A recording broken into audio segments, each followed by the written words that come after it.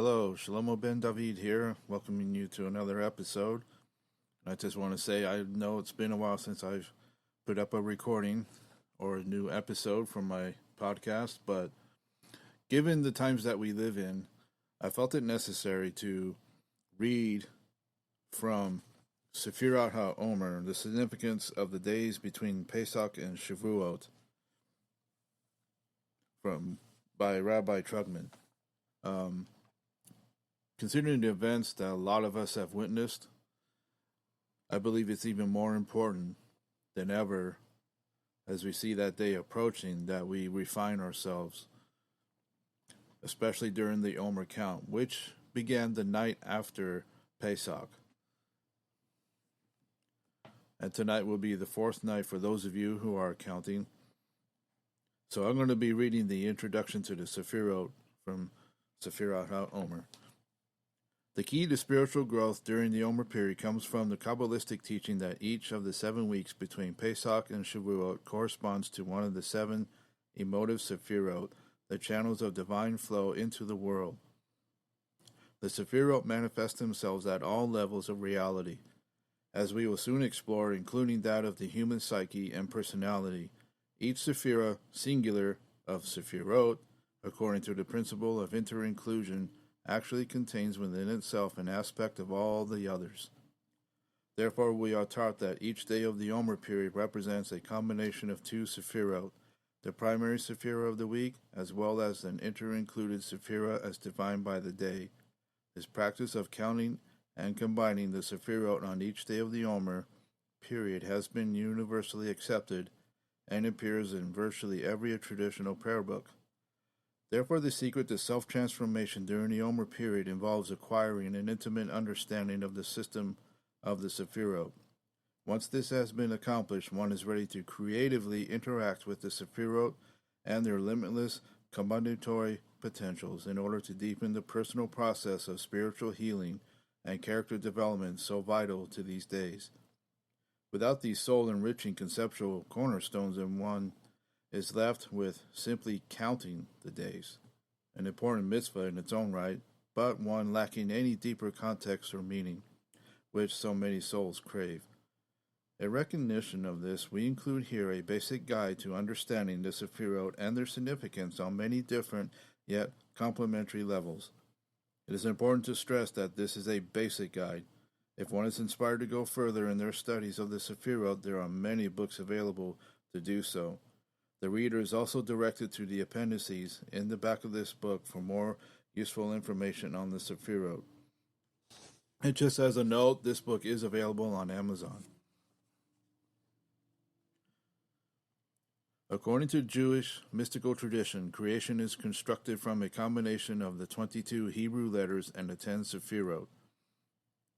Kabbalah uses the models of the letters in tandem with the Sefirot to symbolically structure all reality, from the highest spiritual realms to the physical world of matter, just as a biologist would explain that DNA sequence of proteins contains all living creatures, foundational information, and is reproduced in every cell of the human body, so too the Kabbalah explains that the Sefirot and Hebrew letters underlie and infuse every aspect of creation. The concept of the Torah serving as the blueprint of creation resembles the very laws of nature that provide a working sense of structure and recognizable pattern to the dynamic universe. At the beginning of Sefer Yetzirah, one of the oldest Kabbalistic texts, God is described as creating the world through 32 wondrous pathways of wisdom. According to the Kabbalah, these 32 pathways are the 10 Sefirot and the 22 Hebrew letters. This is one of the secrets alluded to when the Torah mentions God's name exactly 32 times in the account of creation. In fact, in many Kabbalistic charts, the 10 Sefirot are connected to each other by 22 lines, which correspond to the Hebrew letters. Although somewhat different from DNA's double helix structure, the model of the Sefirot nonetheless has a very similar visual effect of individual points connected by a series of intertwining or intersecting lines. These 10 divine emanations manifest on 3 different yet complete complementary levels. 1. The 10 manifestations of God's energy and light. 2. 10 attributes or faculties of the soul. 3. 10 forces of nature revealed through creation. Structurally, the Sefirot are depicted in 3 vertical columns or axes, 2 exterior columns and 1 interior unifying column. The 2 exterior pillars are opposites, while the central column synthesizes them both into a greater whole. Even though tradition always refers to 10 Sefirot, in fact there are 11. Although the following diagram and the chart above contain all 11, the Sefirot are traditionally depicted in a model comprised of only 10. This is due to the crucial importance of the number 10 in Jewish and Kabbalistic thought. In order to build a model depicting 10 Sefirot, either Keter or Da'at is excluded, as both intrinsically represent the same basic spiritual energy, albeit on slightly different levels of expression. Although the 10 Sefirot can be divided according to a number of different schemes, the one that conforms to Sefirat HaOmer and represents the most basic division corresponding to the human psyche is between the 3 higher Sefirot, Keter, Chokmah, and Binah, or Chokmah, Binah, and Da'at, representing the intellectual realms. The lower 7 Sefirot, Chesed, Gevurah, Tiferet, Netzach, Hod, Yesod, and Malkut, which represents the emotional, behavioristic aspects of our experience. Within this 2-tiered division, there are countless subtle and varied nuances of meaning on both the spiritual and the practical levels.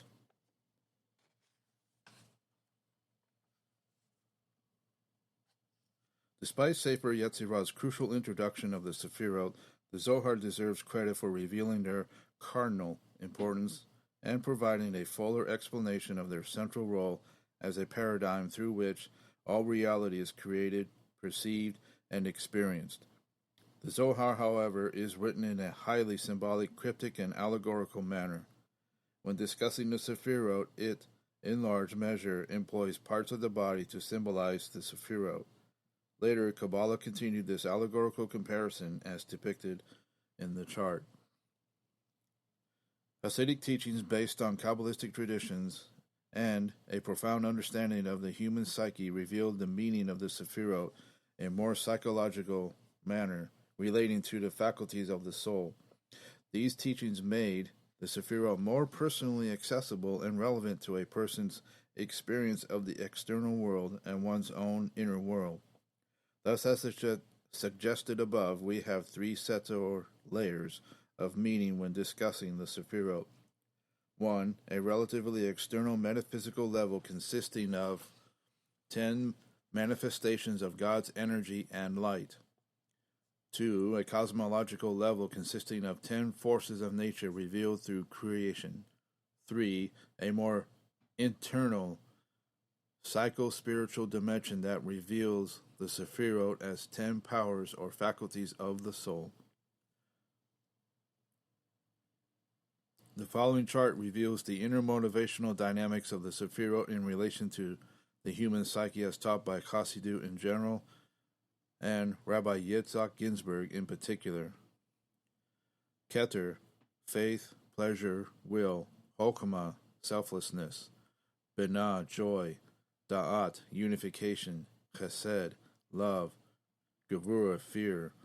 Tiferet, compassion. Netzach, confidence. Hod, sincerity. Yesod, truth. Malkut, lowliness. Inasmuch as this book is limited in scope and specifically focused on Sefirat HaOmer, we will now introduce the 2 dimensions of the 7 emotive Sefirot, the more external aspect as well as the more inner motivational dynamic of each Sefirah that pertain to our subject at hand. Nonetheless, it should be clear that despite the fact that Sefirat HaOmer contains a paradigm of inter-inclusion focused on the 7 emotive Sefirot, 7 times 7, in fact, each Sefirah contains aspects of all 10 Sefirot. Therefore, the 7 emotive Sefirot also contain an intellectual aspect as well.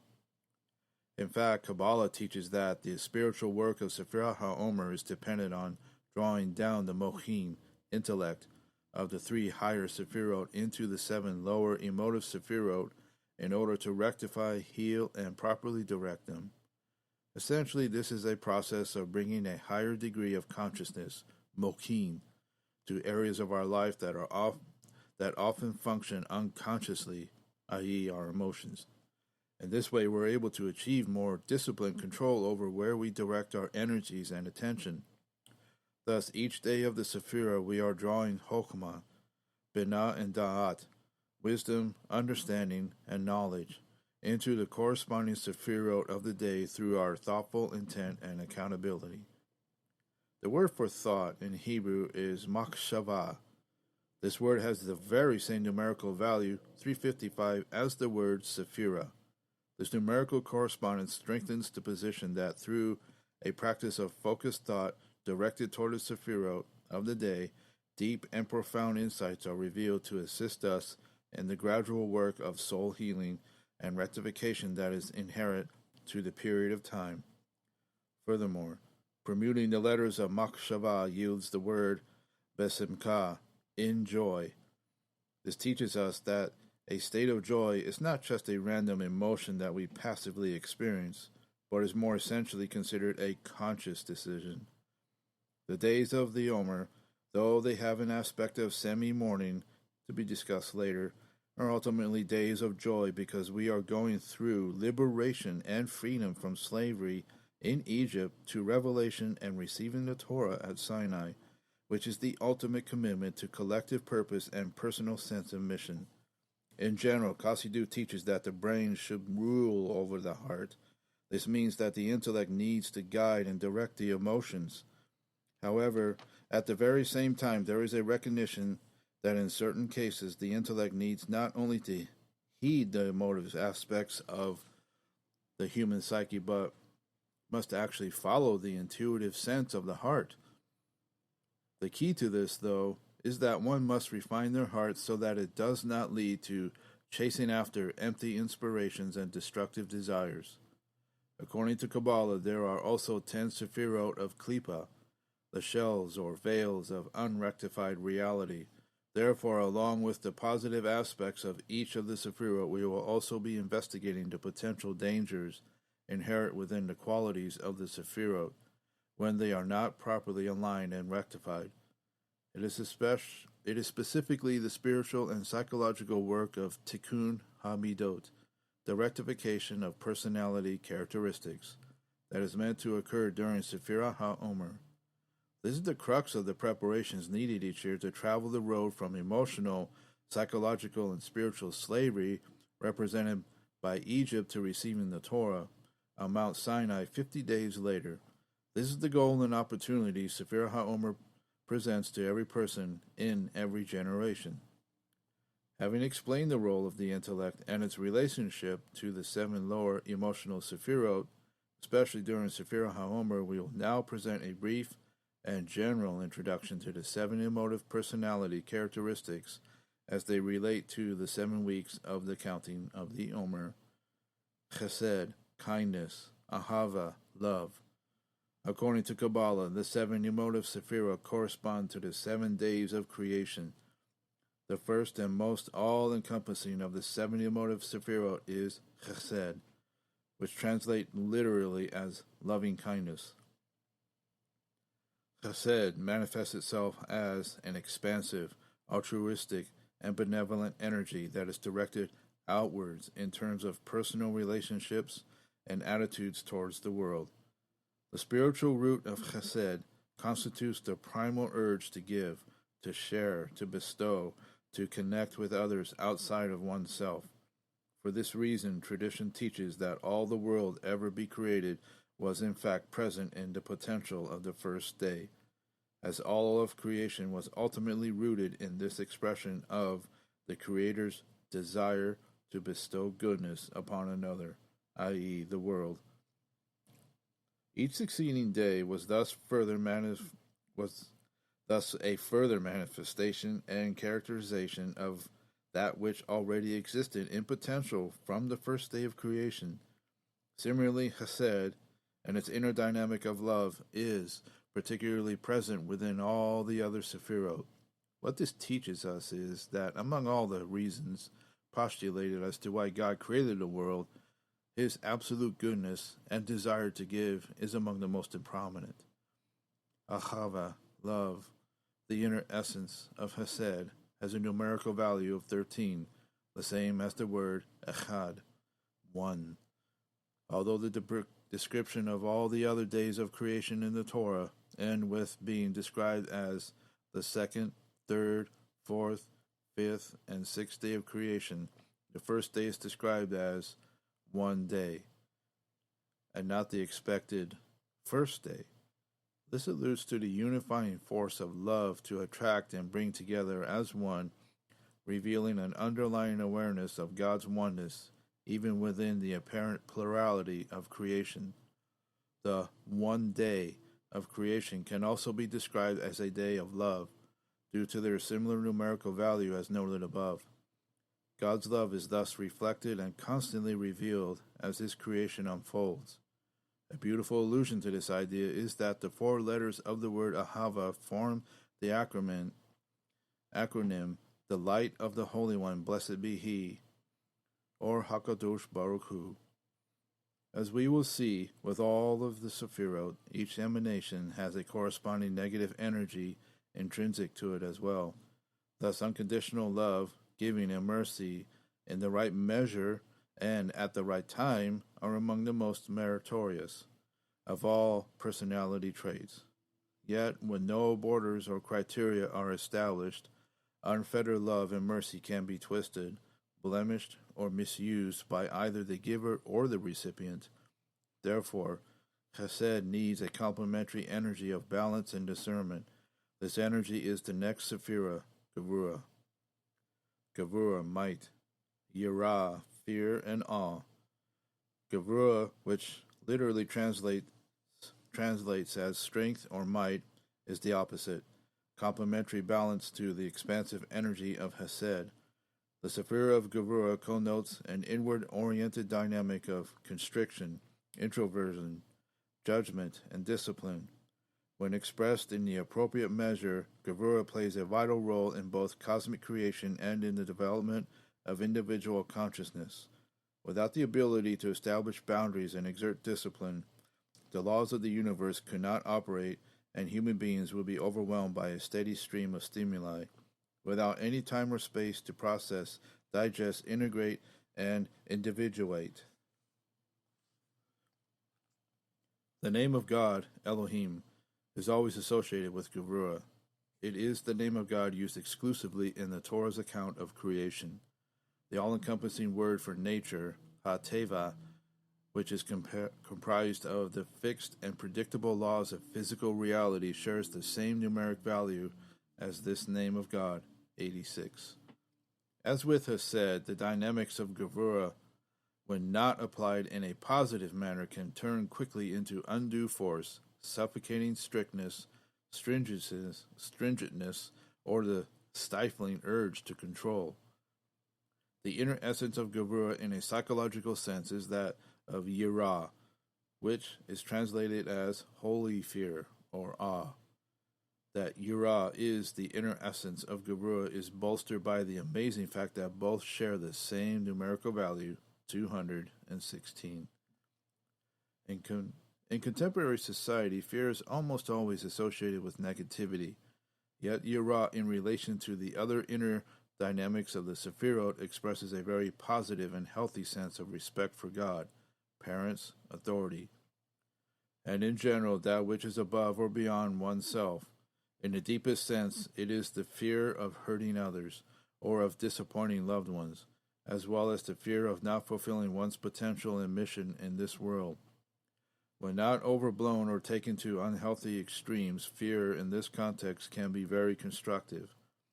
Another translation for Yirah is awe, a sense of awe in the face of the magnitude and mystery of life and the universe is an absolutely essential aid in tempering the overblown ego and in establishing a realistic sense of proportion in relation to others and the world in general. Having awe of God or of the wonders of his creation is actually a very joyous and wholesome experience. Of course, unhealthy fear of others, or of failure, or of various forces in the universe can lead to phobia or inaction, the opposite of healthy fear and awe, that of Yirah represents. Tiferet, holistic beauty, Rachamim, compassion. The Sefirat of Tiferet, or beauty, the third of the emotive Sefirot, occupies the middle axis and mediates between the expansive energy of Hesed on the right side and the constrictive force of Gevurah on the left side. The beauty of Tiferet is that of harmony, holism, symmetry, and synthesis. By taking the best of both Hesed and Gevurah and finding the right measure between them, Tiferet serves as a crucial function of creating a totally new perspective that balances and creates peace between competing forces of the psyche. The inner essence of Tiferet is Rachamim, compassion. Each of the Sefirot is associated with one of the names of God, and the one most associated with Tiferet, and especially compassion, is the most essential name of God. The Tetragrammaton, the four-letter, unpronounceable name of God. When discussing the mitzvah to emulate God, the sages state that just as He is compassionate, so too should we be compassionate. Sota 14a. Compassion in Jewish sense mediates between the limitless desire of Hesed to give to others indiscriminately and the reticence of Gevurah lest the giving reaches the wrong address or is motivated by the wrong reasons. For an impulse to be truly called compassionate, it must be accompanied by action and not remain a vague thought or feeling. The three-letter root of Tiferet, Pe Aleph Resh, Pa'er, when permuted, forms the root of the word for healing, Rapha. Compassion has the power to heal both the giver and the receiver. As with the previous Sefirot, the danger of compassion is expressed in a dictum of the sages. He who is compassionate towards the cruel will, in the end, be cruel to the compassionate. Kohelet Rabbah 7:16. In other words, even with the mediating power of compassion, one needs to be careful that ego, intellect, and the emotions are truly balanced correctly. Netzach, victory. Bitachon, trust, confidence. While the first three emotive Sefirot discussed above represent the essential powers of the heart, the next four, beginning with Netzach, represent the more intuitive, instinctual, and behavioristic powers of the soul. These powers are reflected in the ability to act in a directed and creative manner in order to accomplish life goals. Ultimately, these four Sefirot are the vehicles of expression for the above three emotional Sefirot. The root of the word Netzach means victory, eternity, and the ability to orchestrate. Netzach, being on the right column of the Sephirotic tree, draws down the power of Chokhmah, wisdom, and Hesed, loving kindness, in order to act and ultimately to succeed. It also builds upon the preceding Sephirah of Tiferet by mobilizing the previously established sense of balance and integration to assist in orchestrating all the various components of the human personality in relation to the complexities of daily life. The inner motivational force driving Netzach is bitachon, confidence. This entails confidence in one's own abilities and the righteousness of his or her cause or mission in life, as well as trusting that God will help achieve those goals. Obviously, self-confidence, when taken to extremes and divorced from the realization that ultimately nothing can succeed without divine assistance, can fuel pride and an overblown sense of self-importance and ego. That is why connecting oneself to eternal values and a spiritually based moral code are so important to overcoming the more immediate temptations of the material world. Hod, acknowledgement. Temimut, sincerity. The word Hod, the next of the instinctual Sefirot, is rich in meaning and association, including such concepts as acknowledgement, praise, thanks, confession, and glory. The root of the word Jew, which comes from the name Judah, Yehuda is actually Hod.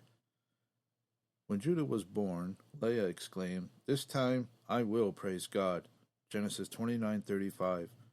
More than a mere ritualistic expression or superficial lip service, a constant state of praise, thanks, acknowledgement pervades Jewish consciousness, and in fact defines the very nature of the Jew and the essential nature of his or her relationship with God. It is through the characteristics of Hod that we come to experience the glory of God as manifest in both inner consciousness and in the beauty and wonders of the natural world. Every aspect of Jewish life is permeated by the impulse to give thanks to God and acknowledge His ultimate goodness and kindness. The very first words a Jew recites in the morning are contained in the Modeh Ani prayer.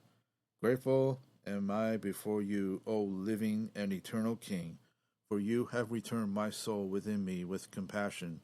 Great is your faithfulness. This opening declaration of thanks sets the tone for the entire day.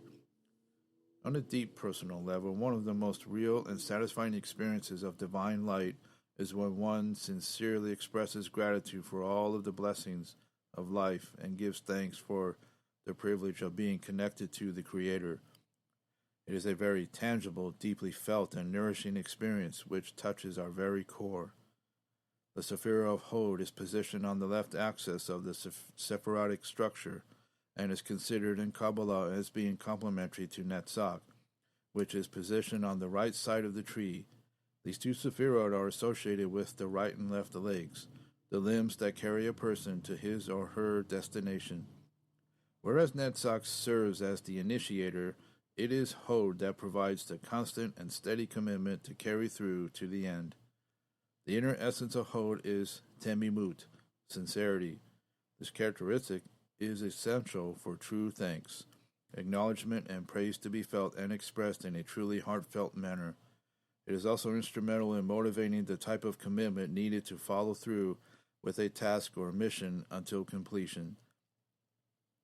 The possible negative shadow aspect of temimut is alluded to in the meaning of one of the roots of this word, meaning simple, as in naive. In a complex world, true sincerity is very hard to achieve.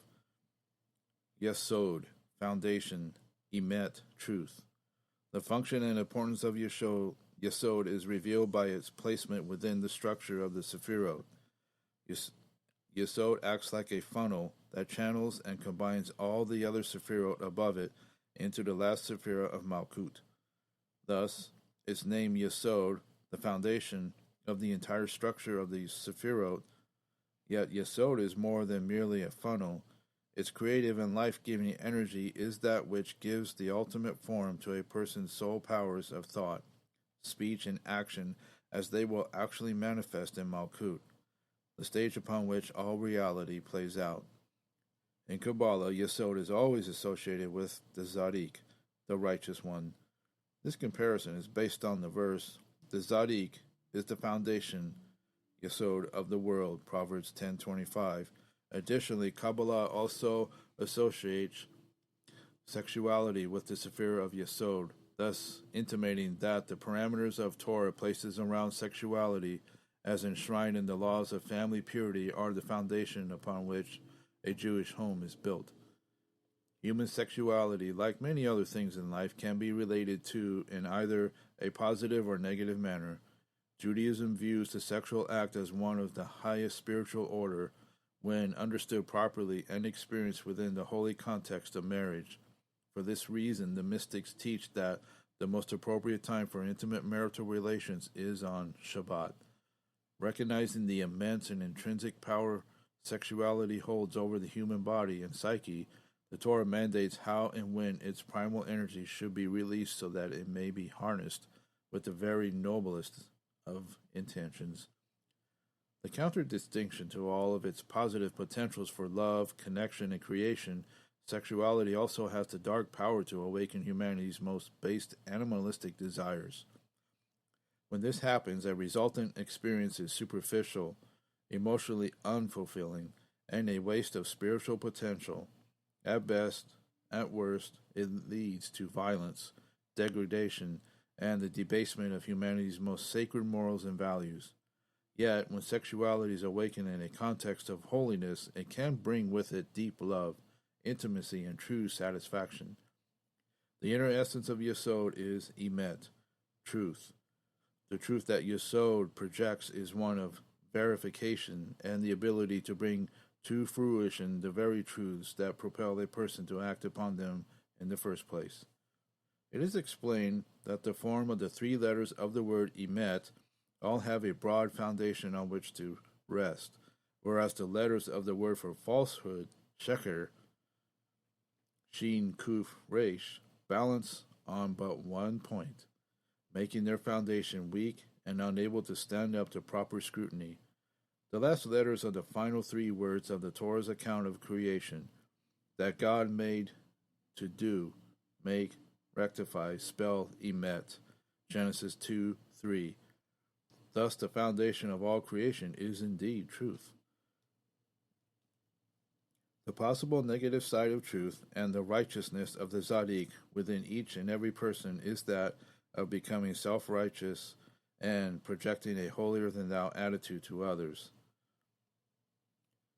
There is also the danger of becoming rigidly dogmatic and unwilling to listen or entertain any other opinions or perspectives. Malkut, kingdom. Shiflut, existential lowliness. Malkut, kingdom, is the stage upon which reality plays itself out. Yesod, as we learned above, channels all the preceding energies into this receptive vessel, the last of the Sefirot. Positioned as it is at the bottom of the middle column, as the receptacle of all the other Sefirot, Malkut is the ultimate integrator and harmonizer, acting much like Tiferet, which is also in the middle axis of the Sefirot. Malkut is no longer in the realm of mere effect, potential, or possibility. It is reality manifest.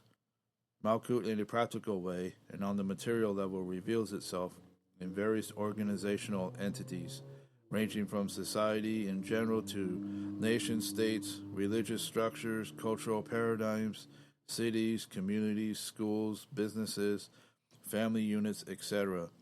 In relation to the soul and human personality, Malkut manifests itself as the qualities of leadership and the organizational skills to implement the most practical manner the vision that brought the various organizational frameworks into existence in the first place.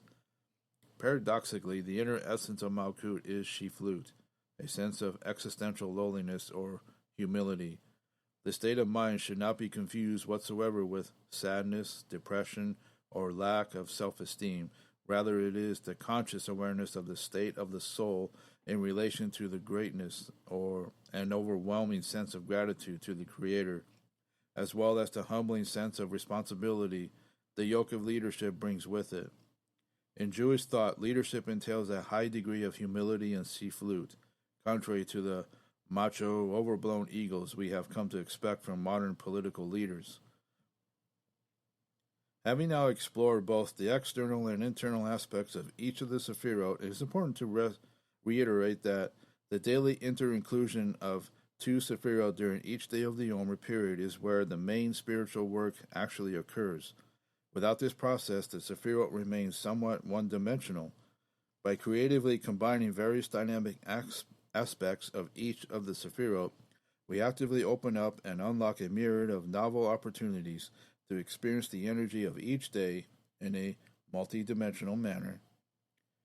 We now turn our attention to another layer of associations connected to Sefirat HaOmer and the Sefirot, the seven shepherds.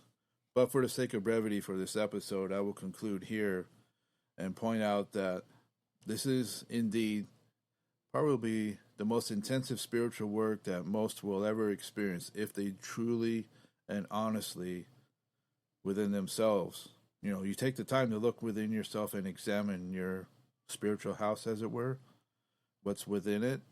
This will help you remove those things that just simply don't belong, and that is extremely important, especially nowadays, because we see so many individuals behaving in a manner that is completely opposite of the spiritual work that lies ahead of us during the HaOmer count. because we're busily trying to rectify the blemishes within the Sefirot according to the prayer that is recited during the HaOmer count, and being aware of the divine attributes of each. It should also be noted that the Sefirot are like a prism, taking the light of Ein Sof and then breaking it down into its various different colors. For example, Chesed, the Sephirah of Chesed, is in Kabbalah represented by the color blue, while Gevurah is represented by red. And what's interesting is if you combine these two colors, you get the color yellow, which would be the color for Tiferet. Again, this is the balancing act as described in the section on the Sefirot. It should also be noted, and I'm going to read from Shomer Emunim, just one paragraph in conclusion, because I believe this is important to grasp. And this is in the chapter on world souls and how to relate to them, and on page 600 on Ein Sof, from which the Sefirot emanate from. In the good company of many Kabbalist colleagues, Rav Ergus refers to the Creator as the Ein Sof, no end. Instead of this reference being a name or description of the Creator, it is simply an expression. This is what the Sefirot are, of the inadequacy of human language to express anything at all about what the Creator is. Nevertheless, it is necessary to refer to the Creator in some way so that humans, us, can talk about Him.